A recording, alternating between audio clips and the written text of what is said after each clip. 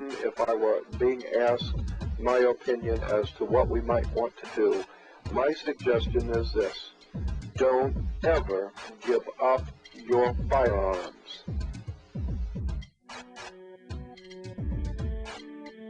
A couple of years ago, my parents and I went to a cafeteria in Texas on a bright sunny day. We weren't in a dark alley where we weren't supposed to be. And as you all know the story, this madman drove his truck through the window. And he began shooting. Well, immediately, my father and I got down on the floor and put the table up in front of us.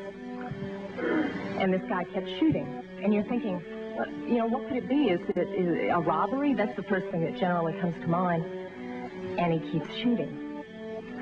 It took me a good 45 seconds to realize that this man wasn't there to commit a robbery. He wasn't there for a hit. He was there to simply shoot as many people as he possibly could. I can tell you that I'm not mad at the guy that did this. As he continued, it was obvious that he was a madman. My father, at that point, said, I've got to do something. I've got to do something. He's going to kill everybody in here. And he rushed the man. No way. The guy turned, shot him in the chest. He went down, was obviously mortally wounded. For whatever reason, that made the man change directions and go off to my left. Shortly thereafter, someone at the back of the restaurant broke out a window. When I saw what looked like an opportunity to escape, I turned around and I grabbed my mother by the shirt and I said, come on, we've got to run, we've got to get out of here. And then my feet grew wings and I was out the back window.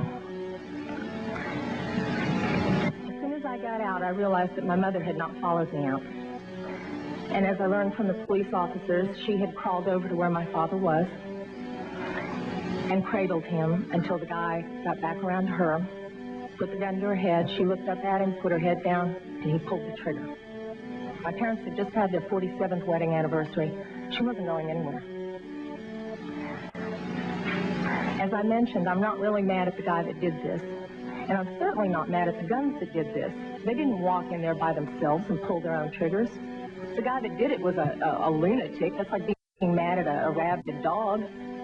I'm mad at my legislators for legislating me out of the right to protect myself and my family. I would much rather be sitting in jail with a felony offense on my head and have my parents alive.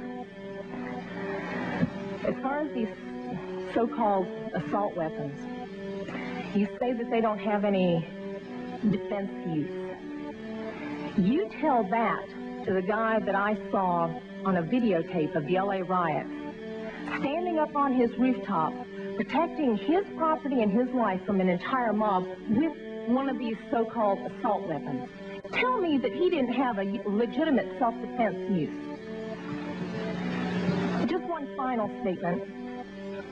I've been sitting here getting more and more fed up with all of this talk about these pieces of machinery having no legitimate sporting purpose, no legitimate hunting purpose.